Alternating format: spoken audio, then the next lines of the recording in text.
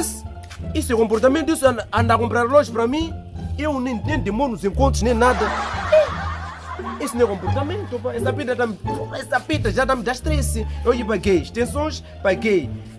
Paguei não, essas pitas também, vocês têm que melhorar também. Porra, eu aqui sempre a comprar boas coisas e me comprar relógio. É por esse estresse também, deixa lá carregar. Foda-se, pá, essas pitas.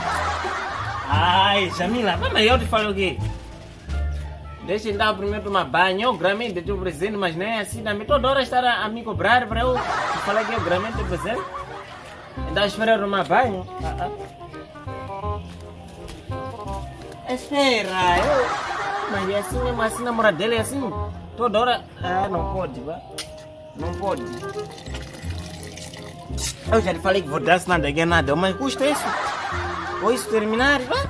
Porque não estou a ver bem, sim, estou a te falar.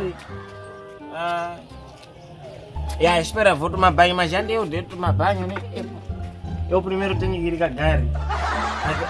Sim, aquela carne que você me deu ontem, depois que eu estou criador de barriga, me não está criando melancolia total. Espera eu primeiro ir cagar, depois fazer barulho, espera aí. Corte filho da puta, pá! Você não tem comportamento, né? Mas, mano, é assim mesmo, assim. Essa da mulher, você anda aí, você não está desse tipo de comportamento. Diabo de pessoa. Você não está vendo cancelou meu cocô, está mandando o cocô dele, também você está cancelando meu cocô. Eu já disse, e depois você está comendo mais ninguém, como não cagar muito? Esse tempo que já falava. Sai daqui para fora. Comportamento de Sara, depois eu não posso mais ter uma fogo, eu vou mudar de nome de registro, maluco. Sai daqui. Estou com diarreia.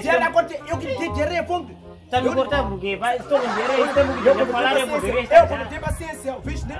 Porra, comportamento de mosca. Você sai lá daqui, eu já disse, vamos no comportamento. Deixa eu falar de sono. Eu te comportamento.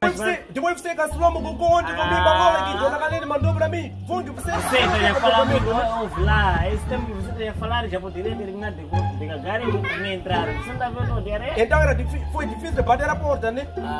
Eu não sabia, aqui não está escrito open nem escreve, você tem criança daqui de casa, se fosse mamãe está aqui coisa na mano, você não está falando nada. Eu já disse, muda de comportamento se você quer ser pessoa na vida. Porra, pô. Assim que cancelaste meu cocô de colofina e marola.